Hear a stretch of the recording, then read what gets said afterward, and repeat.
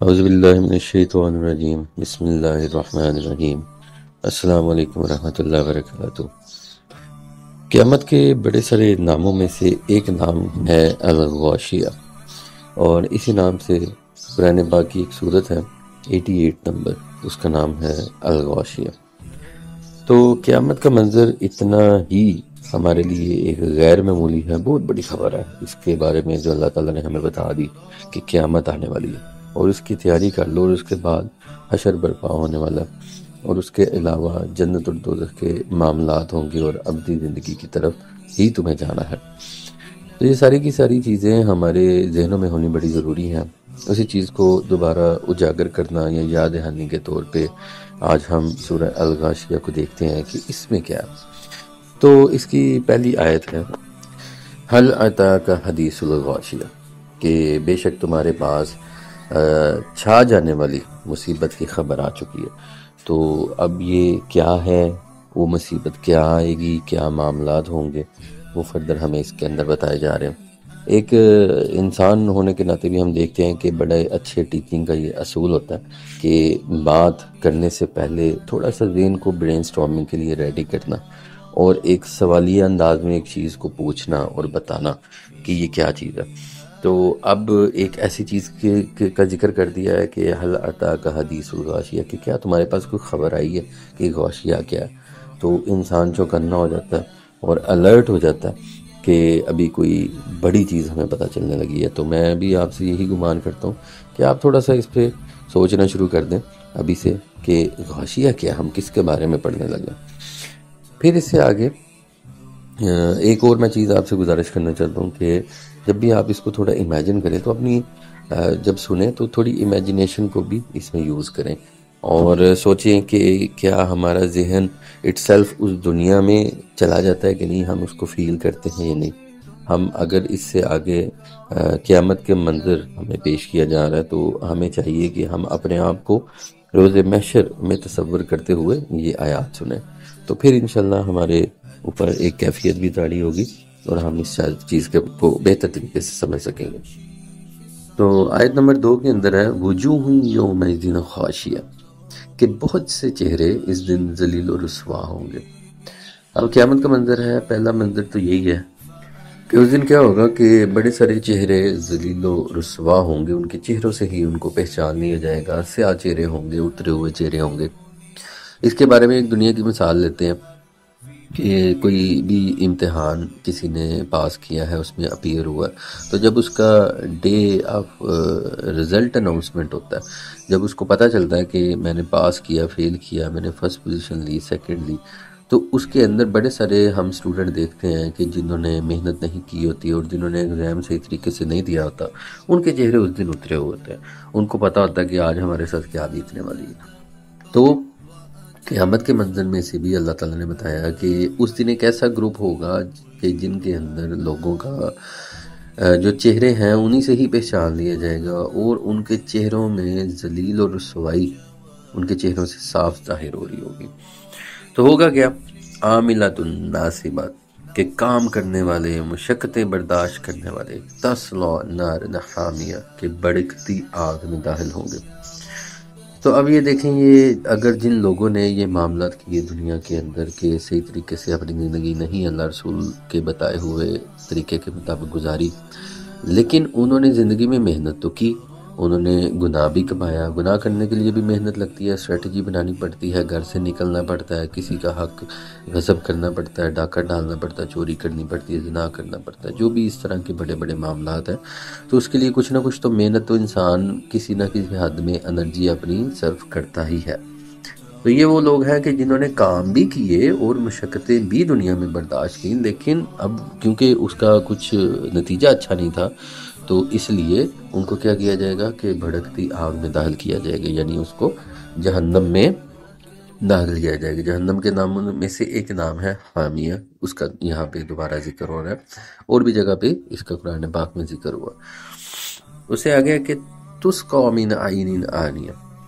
اب یہ جو جہنم کا نقشہ آگے بیان کیا جا رہا ہے کہ جہنم میں کیا ہوگا، یہ کس جگہ پہ جانے والے ہیں، انہیں شدید گرم چشمے سے پلایا جائے گا۔ اب دیکھیں موسم تھوڑا گرم ہو رہا ہے تو اس میں آپ دیکھیں گے کہ پانی بھی ٹھنڈا پینے کو دل کرتا ہے، گرم چیزوں سے بھی دوری ہم اختیار کر لیتے ہیں، پنکھے اے سی ہم نے بنا لیے ہو تاکہ ہمیں گرمی کا احساس نہ ہو۔ لیکن اگر کوئی ایسی جگہ پہ آپ کو ڈال دیا جائے کہ جہاں پہ پینے کے لیے جو پانی ہے وہ بھی شدید گرم ہی چشمے ہے، تو اس سے نہ پیاس بجھے اور نہ ہی فرحت کا احساس ہو، تو کیا ہی برا ٹھکانا۔ لیس لہم طعام الا من ضریع، تو ان کو جو کھانے کے لیے دیا جائے گا وہ کانٹے دار گھاس کے سوا کوئی کھانا نہیں ہوگا۔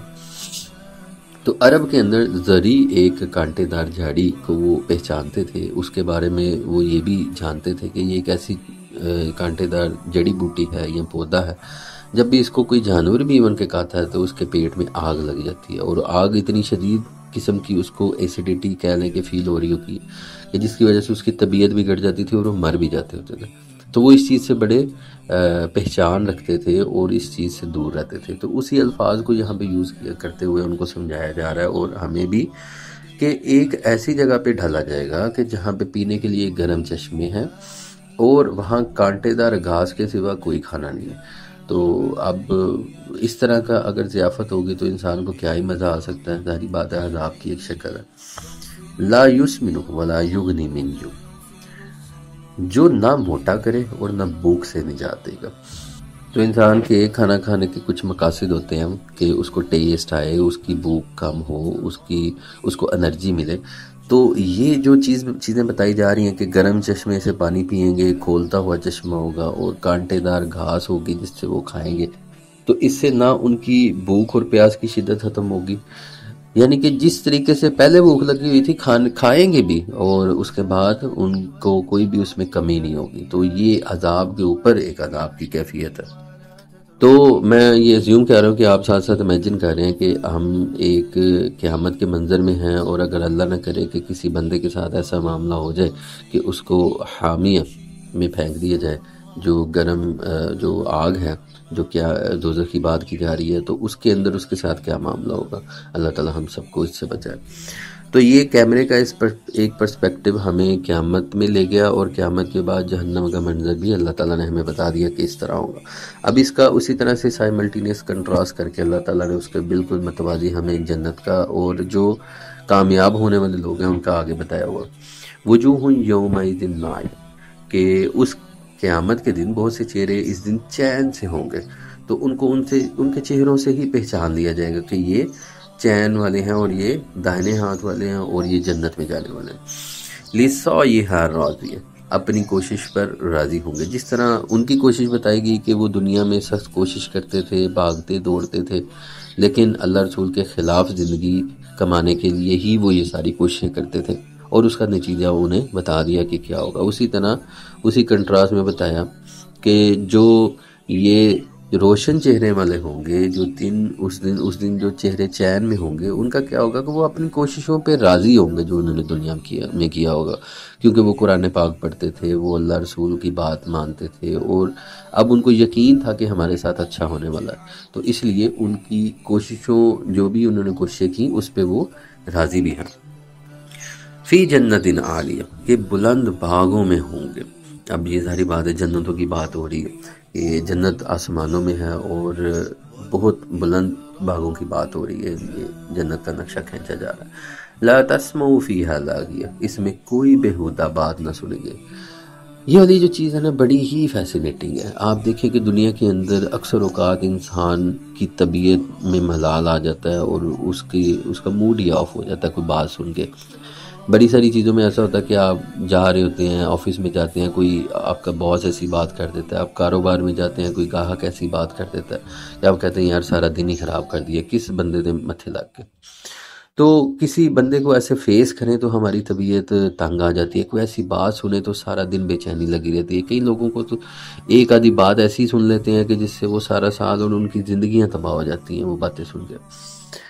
تو یہ کتنی بڑی نعمت ہے کہ جنت ایک ایسی جگہ ہے جس میں کوئی بھی بےہودہ بات نہیں سنیں گے۔ اگر آپ سوچیں تو یہ ایک بہت ہی عظیم اللہ تعالیٰ کی نعمت ہے کہ جو اللہ تعالیٰ ہمیں یہاں پہ بیان فرما رہے ہیں۔ فیہا عین جاریہ، اس میں جاری چشمے ہوں گے۔ جس طرح اس میں بتایا کہ اس میں کھولتے ہوئے چشمے ہوں گے جہنم میں، تو اب جنت میں بھی اسی کا کنٹراسٹ بتایا جا رہا ہے کہ اس میں جاری چشمے ہوں گے۔ ٹھنڈے ٹھنڈے پانی کے، دودھ کی نہروں کے، فرحت بخش جو پانی ہے اس کے چشمے ہوں گے۔ فیہا سرر مرفوعات، تو اس میں بلند تخت ہوں گے۔ اب آپ دیکھیں کہ بڑی ساری چیزوں میں آپ کو فیسینیٹ کرتی ہوں گی، فلموں ڈراموں میں بھی اکثر دکھاتے ہیں کہ ایک بادشاہ سلامت ہے، رعایا نیچے ہیں اور اس کا تخت اوپر جو ہے نا وہ سجایا گیا ہے، اور وہ لمبی سی سیڑھیاں ہوتی ہیں، چڑھ کے اوپر بیٹھے ہوتے ہیں۔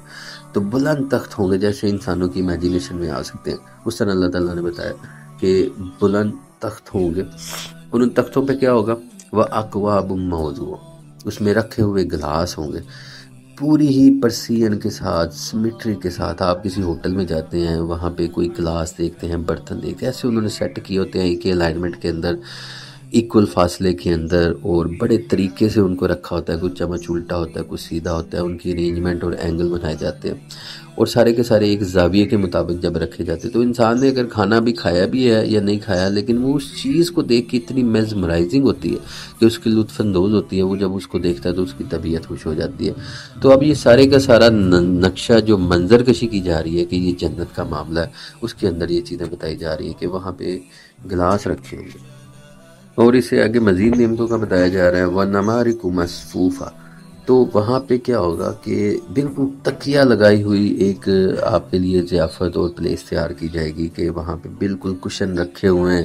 اور اس کے اندر وہ تخت ہیں اور کشن ہیں، اس کے ساتھ ٹیک لگا کے رنگ برنگی چیزوں میں آپ بیٹھے ہوئے ہیں کہ فل جو ہے نا ایک بیٹھنے کھڑے ہونے کی وہ جگہ آپ کے لیے تیار کی اللہ تعالیٰ نے۔ وَزَرَابِيُّ مَبْثُوثَةٌ، اور اس کے ساتھ کیا ہوگا کہ وہاں پہ عمدہ قلین بچھے ہوں گے۔ تو پورا کو پورا ایک ڈیزائن اور سکیمہ ہمیں بتا دیا کہ وہ کیسی جگہ ہوگی کہ جہاں پہ بالکل ایک تخت ہوں گے بلند بلند، وہاں پہ برتن رکھے ہوں گے بڑی ارینجمنٹ کے ساتھ، اور وہاں پہ تکیے لگے ہوں گے، اور ساتھ ہی عمدہ قسم کے قلین بھی ہوں گے نیچے فرشوں پہ۔ تو جہاں پہ نگاہ انسان لے کے جائے گا وہاں ہی وہ میزمرائزنگ ایک ویو پائے گا۔ تو کیا ہوگا، یہ ساری کی ساری چیزیں ایک سائملٹینس کنٹراسٹ بتانے کے بعد ہمیں یہ بتایا جا رہا ہے کہ اگر تم نے یہ چیزیں حاصل کرنی ہیں، یا اگر تم یہ ساری کی ساری باتیں سمجھ رہے ہو کہ قیامت قائم ہوگی اور وہ بڑی ہی سخت چیز ہوگی، اور اس کے اندر انسان گروہوں میں ہوں گے، ایک گروہ ایسا ہوگا کہ جس کا چہرہ اترا ہوا ہوگا اور وہ مایوس ہوں گے، ان کے چہرے سیاہ ہوں گے، اور ان کا حشر کیا ہوگا، وہ جہنم میں جائیں گے جہاں پہ کھولتا پانی ہے، اور وہاں پہ ان کو ایسی ضیافت دی جائے گی کہ کانٹے دار چیزیں ہوں گی، نہ ان کی بھوک مٹے گی، نہ ان کو طاقت ملے گی۔ اور دوسری طرف بتایا گیا کہ بڑے سارے چہرے ایسے ہوں گے جو کہ روشن ہوں گے، اور روشن ہونے کے ساتھ ساتھ ان کا ٹھکانہ بھی بتایا گیا کہ جنت ہوگی، اعلیٰ جنتیں ہوں گی، وہاں پہ کوئی وہ لغو بات نہیں سنیں گے، اور ان کے لیے تکیے اور صوفے اور قلینیں بچھائیں گے۔ یہ ساری کی ساری سچویشن اب آپ کو بتا دی گئی ہے کہ یہ والا حال ہونے والا۔ تو اب آپ کو چاہیے کہ آپ اپنا پاتھ چوز کریں کہ آپ نے کہاں پہ جانا ہے۔ آپ نے یہ ایسے لوگوں میں شامل ہونا ہے کہ جن کے چہرے چین میں ہیں اور وہ جنتوں میں جاتے ہیں، یا آپ نے ایسے لوگوں میں سے شامل ہونا ہے کہ جن کے چہرے اترے ہوئے ہیں اور وہ جہنم میں جاتے ہیں۔ تو اگر آپ نے ڈیسائیڈ کر لیا تو آپ کو کرنا کیا؟ آپ کو یہ کرنا ہے کہ اللہ تعالیٰ کی جو بتائی ہوئی چیزیں ان پہ غور کرنا ہے، اور اللہ تعالیٰ کی پہچان حاصل کرنی ہے، اور ان چیزوں پہ یقین کرنا ہے کہ ہاں یہ واقعی ہے۔ تو اس کے لیے اللہ تعالیٰ نے اپنی عظیم نشانیاں اگلی آیات میں بتائی ہیں کہ غور و فکر کرنے کے لیے میں نشانیاں بتا رہا ہوں کہ آپ نے پہچان کیسے کرنی ہے، اور ان چیزوں کے بارے میں کیسے فرم بلیو پیدا کرنا ہے۔ تو اللہ تعالیٰ نے فرمایا آیت نمبر 17 کے اندر، افلا ينظرون الى الابل كيف خلقت، تو کیا وہ اونٹ کو نہیں دیکھتے کہ ہم نے اس کو کیسے بنایا؟ اب اگر آپ اونٹ پہ غور کریں تو بڑی ہی زبردست ایک چیز اللہ تعالیٰ نے پیدا کی ہے، ایک ایسا جانور پیدا کیا جو کہ فل آف جو ہے نا وہ امیزنگنیس اس میں اندر اللہ تعالیٰ نے بڑھی ہے، ایک اس امیز کر دینے والا۔ آپ اس پہ جب غور کریں، آپ اس کو انٹرنیٹ پہ بھی کھول کے پڑھیں تو آپ حیران رہ جاتے ہیں کہ یار اتنی ساری چیزیں اللہ تعالیٰ نے ایک جانور کے اندر پیدا کر دی۔ فار ایگزامپل کچھ چیزوں کا تذکرہ کرتے ہیں کہ اونٹ کے اگر آپ پاؤں دیکھیں گے تو اس طرح سے پاؤں بنے ہوتے ہیں کہ وہ جب اس پہ وزن پڑتا ہے اونٹ کا تو وہ پھیلاؤ کا شکار ہو جاتے ہیں۔ تو اس سے کیا فائدہ ہوتا ہے؟ اس سے یہ فائدہ ہوتا ہے کہ اگر وہ صحرا کے اندر بھی جا رہا ہے تو وہ اندر دھنستا نہیں ہے، ریت کے اندر نہیں چلا جاتا۔ پیر اس طرح کے بنے ہوئے ہیں کہ نارمل بھی چل سکتا ہے، لیکن جب اس کے اوپر وزن ڈلے گا صحرا میں وہ اندر نہیں دھسے گا۔ تو کیا ہی ایک عجیب و غریب جو ہے ایک ڈیزائن اللہ تعالیٰ نے اس کے پاؤں کا بنایا۔ پھر اس سے آگے چلیں، وہ پانی سٹور کر لیتا ہے اپنی کوہان کے اندر، وہ پانی پیتا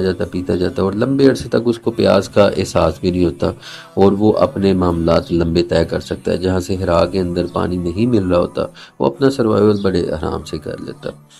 پھر اس کے علاوہ وہ ایسا پانی بھی پی لیتا ہے جو کھاری ہوتا ہے، اور اس کے اندر نمکیات کو الگ کر لیتا ہے اور صاف پانی کو الگ کر لیتا ہے۔ تو ایک جو پیوریفیکیشن پلانٹ ہے وہ اس کے اندر اللہ تعالیٰ نے نصب کر دیا ہوا۔ آپ دیکھیں کہ عرب کے اندر جن لوگوں کو پانی نہیں میسر ہوتا، وہ کشید کرتے ہیں پانی سمندر کا، اور اس کے اندر سے نمکیات کو الگ کرتے ہیں اور صاف پانی کو الگ کرتے ہیں۔ وہ اتنا کوسٹلی پروسیس ہے کہ آپ کو 1 لیٹر پانی بھی جب ملے تو وہ آپ کو 10-15 ریال 50 ریال میں پڑتا ہے ان کو، لیکن اس پہ وہ سبسیڈائز ریٹ کر کے آپ کو سستا کر کے دے دیتے ہیں۔ تو اتنے مہنگا ہے پروسیس اس کو کشید کرنے کا، جو پیوریفائی کرنے کا، لیکن اللہ تعالیٰ نے ایک اونٹ کے اندر ہی وہ انسٹال کر دیے۔ پھر اس کے علاوہ کیا، یہ کانٹے شانٹے چھوٹی بوٹی جو جڑی بوٹی ہیں وہ بڑی خوشی سے کھاتا ہے اور بڑے مزے سے کھاتا ہے، اور اس کے اوپر بھی گزارا کر لیتا ہے۔ اس کو کوئی مسئلہ نہیں، کوئی ہیوی قسم کی غذا بھی نہیں چاہیے اس کو۔ پھر اسے آگے دیکھیں تو اس کی آنکھیں ہوتی ہیں، اس کے اوپر 2 پتلیاں اللہ تعالیٰ نے بنائی ہوئی ہیں، ایک اوپر والی ہوتی ہے اور ایک اس کے اندر ایک بریک سی جھلی ہوتی ہے۔ تو صحرا میں جب طوفان آتا ہے تو اس کی آنکھوں کو ڈسٹرب ہی نہیں کرتا، وہ اپنی پتلی جھلی آگے کر لیتا ہے اور دیکھتا رہتا، کوئی ایسے مسئلے والی بات ہی نہیں ہے۔ تو ایک اللہ تعالیٰ نے کہہ لیں کہ بلٹ ان ایک گوگلز اس کی آنکھوں کے اوپر یا فلٹر کہہ لیں کہ اللہ تعالیٰ نے اپلائی کیا ہو۔ اس کے علاوہ بھی آپ دیکھیں گے تو ایک عجیب و غریب اللہ تعالیٰ نے ایک مخلوق بنائی ہوئی ہے، اس کے اندر ایسی بڑی بڑی نشانیاں آپ دیکھتے ہیں، آپ کہتے ہیں کہ یار یہ تو بڑی ہی ایک عجیب و غریب مخلوق اللہ تعالیٰ نے پیدا کی ہے۔ تو اسی نشانی کو اللہ تعالیٰ نے یہاں پہ ذکر کیا ہے کہ کیا تم اونٹ کو نہیں دیکھتے کہ اللہ تعالیٰ نے کیسا بنایا؟ وَإِلَى السَّمَاءِ كَيْفَ رُفِعَتْ، اور آسمان کو کیسے اونچا بنایا۔ تو آسمان ایک ایسی نشانی ہے دنیا کے کسی بھی کونے میں ایسا انسان آسانی سے آبزرو کر لیتا ہے۔ جب دن کے وقت صبح نگاہ اٹھاتا ہے تو اسے نیلا نیلا آسمان نظر آتا ہے، اس میں بادل نظر آتے ہیں طرح طرح کے، اس میں ایک نہایت چمکدار چراغ اللہ تعالیٰ نے اس کی شکل میں سورج کو ہمیں دے دیا۔ اور جب ہم دن کے وقت آسمان کا نظارہ لیتے ہیں تو ایک ڈیفرنٹ ویو ہمیں ملتا ہے۔ پھر اس کی روشنی کے اینگل ہوتے ہیں، صبح کے وقت اور روشنی ہوتی ہے، دوپہر کے وقت تیز ہو جاتی ہے، شام کے وقت بڑی ٹھنڈی ٹھنڈی پیلی پیلی نیلی نیلی اورنج کلر کی جو ہے نا وہ ہمیں مکس کر کے وہ آسمان کا نظارہ ہمیں ملتا ہے۔ اور رات کے وقت ایک چادر آنی شروع ہو جاتی ہے سیاہ، اور اس کے اندر آسمان میں ڈیفرنٹ کلر آنے شروع ہو جاتے ہیں، اور پھر رات چھا جاتی ہے، اس کے اندر اللہ تعالیٰ نے ڈیفرنٹ قسم کے ستارے ہمیں رکھ کے ہمیں بتایا، اور اس میں چاند ہوتا ہے چراغ کی طرح۔ تو یہ ساری کی ساری چیزیں ہم آسمان میں آبزرو کرتے ہیں، اور اس کے علاوہ بھی آسمان کے اندر بڑے سارے معاملات اللہ تعالیٰ نے رکھے ہوئے ہیں۔ اس کے اندر آپ دیکھیں کہ بادلوں کا نظام ہے، ہوائیں چلتی ہیں، ایک جگہ سے دوسری جگہ چیزیں جاتی ہیں ہواؤں کے ذریعے، بڑی ساری چیزیں اللہ تعالیٰ ایک جگہ سے دوسری جگہ لے کے جاتا ہے، اور جو موسم بدلتے ہیں وہ سارے کے سارے معاملات اللہ تعالیٰ نے ایٹماسفیئر کے اندر رکھے ہوئے ہیں۔ پھر آکسیجن ہوتی ہے، بڑی ساری گیسز ہوتی ہیں ہمارے جینے کے لیے بڑی کافی ہیں، بڑی ساری اور چیزوں کے ساتھ ان کو چلنے کے لیے اللہ تعالیٰ نے یہ ساری کی ساری چیزیں آسمان کے اندر ایک پورے کا پورا ایٹماسفیئر ہمیں اللہ تعالیٰ نے بنا کے عطا کیا۔ تو یہ ایک اللہ تعالیٰ کی عظیم نشانی ہے۔ قرآن پاک آپ پڑھیں گے اس کے اندر بار بار ہمیں آسمان اور زمین پہ غور و فکر کرنے کی دعوت دی جاتی ہے۔ اور اس سے آگے ایک اور عظیم نشانی اللہ تعالیٰ نے بتائی، وَإِلَى الْجِبَالِ كَيْفَ نُصِبَتْ، تو پہاڑوں کو کیسے قائم کیا۔ تو آپ دیکھیں جیولوجی کو جو لوگ ہیں وہ آپ کو بتائیں گے کہ پہاڑوں کو ہم ایک زمین کے اندر میخوں کا وہ کام دیتے ہیں، یہ تو قرآن پاک کے اندر بھی ہے۔ تو میخوں کا کام دیتی ہے، تو اس نے کیا کیا کہ زمین کو تن دیا اور اس کو تناؤ کا شکار دے دیا، اور بڑے سارے امور جو ہیں وہ ہم آسانی سے طے کر دیتے ہیں۔ اللہ تعالیٰ نے ایک گرینڈ آپ چادر سوچیں اور اس کے اندر اس کو باندھنے کے لیے میخیں جو ہیں وہ گاڑ دیں، تو باقی کی زمین سٹیبل ہو جاتی ہے اور اس کے اوپر جو بھی معاملات ہیں وہ طے ہو جاتے ہیں۔ پھر پہاڑوں کو دیکھیں تو اس کے اندر بڑے سارے منرلز ہیں، وہ آج کل دنیا کو مل رہے ہیں، کسی میں لوہا مل رہا ہے، نمک مل رہا ہے، آئل مل رہا ہے، اس طرح کے معاملات اللہ تعالیٰ نے پہاڑوں کے اندر رکھ دیے۔ اور پھر بڑی ساری چیزوں، ادھر موسم بڑا اچھا ہوتا ہے، نظارے ہوتے ہیں، لوگ سیر کرنے کے لیے بھی ادھر چلے جاتے ہیں۔ تو پہاڑوں کی ایک عظیم نشانی اللہ تعالیٰ نے بتائی کہ یہ اس پہ بھی غور و فکر کرو۔ اور ایک اور وہی زمین کی بات ہے، وَإِلَى الْأَرْضِ كَيْفَ سُطِحَتْ، اور زمین کو ہم نے کیسے بچھایا۔ تو یہ ہم نے ایک اور جگہ پہ بھی اس کا ذکر کیا تھا کہ زمین ایسی رہنے کے لیے اللہ تعالیٰ نے استوار فرما دی کہ اس کے اندر بڑے امیزنگ معاملات رکھ دیے۔ زمین میں دیکھیں تو مٹی ہوتی ہے، وہاں پودے اگتے ہیں، اور بڑی ساری چیزوں پہ ہم رہتے بھی ہیں، زمین پہ گھر بناتے ہیں، اور زمین کے اندر ہی جب ہمارے کو مر جاتے ہیں ان کو دفنا بھی دیتے ہیں۔ سوچئے کہ اگر زمین نہیں ہوتی تو یہ چیزیں کدھر جاتی ہیں۔ اسی طرح بڑا سارا کوڑا کرکٹ ہوتا ہے، وہ اس کو سارا ڈمپ کر دیتے ہیں زمین کے اندر، تو زمین ہمارے بڑے سارے کام آتی ہے۔ پھر اسی طرح اللہ تعالیٰ نے زمین کے اندر بڑی ساری فورسز رکھی ہیں، گریوٹی کی فورس ہے، اسی طرح ہمارے نارتھ ساؤتھ پول ہیں، یہ سارے کے سارے مل کے بڑی ساری چیزوں کو پرفارم کر رہے ہوتے ہیں۔ ہماری ساری machinery based on these principle بنائی جاتی ہیں اور اسی طریقے سے چلتی ہیں، ہماری گاڑیاں اسی طرح سے چلتی ہیں۔ تو یہ اللہ تعالیٰ کے بنائے ہوئے اصول ہیں جس کے ساتھ اللہ تعالیٰ نے اس زمین کو بچھایا ہے اور پھیلایا۔ تو ہوگا کیا، یہ عظیم نشانیاں پہ اگر تم غور کرو گے تو تمہارا کام کیا؟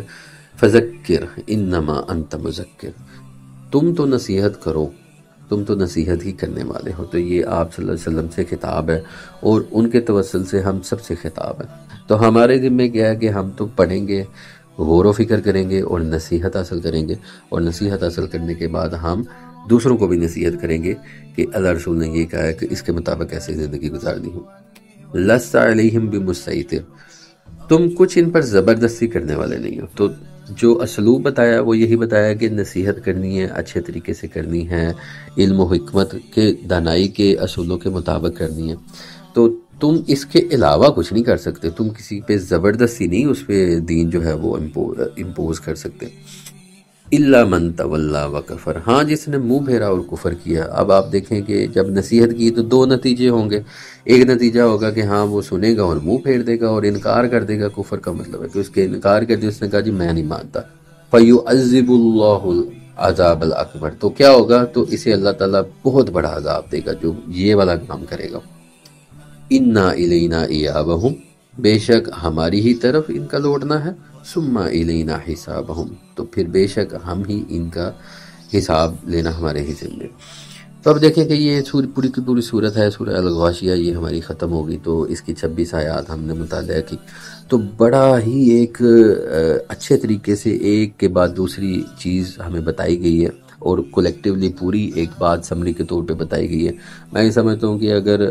کسی کی زندگی میں یہ ایک صورت بھی اپلائی ہوگی کہ جس کے اندر اس کو یہ احساس پیدا ہو گیا کہ قیامت قائم ہونی ہے، اس کے اندر کچھ لوگ ہوں گے کہ جن کے چہرے سیاہ ہوں گے اور وہ مایوس ہوں گے، ان کا حشر جہنم میں ہوگا، وہاں پہ ان کو گرم پانی ضیافت کے لیے ملے گا اور ہاردار کانٹے ملیں گے، اور رہنے کا وہ بہت ہی برا ٹھکانہ ہے۔ تو دوسرے طرح کے لوگ اس طرح کے ہوں گے جن کے چہرے چین میں ہوں گے، روشن ہوں گے، دائیں ہاتھ والے ہوں گے۔ ان کے ساتھ کیا سلوک ہوگا کہ وہ بلند باغوں میں ہوں گے، اور وہاں پہ جاری چشمے ہوں گے، وہاں پہ تکیے لگے ہوں گے، قلینیں ہوں گی، وہاں پہ کوئی بھی وہ فضول بات نہیں سنیں گے، کھانے کے لیے بڑی اچھی ضیافت ہوگی۔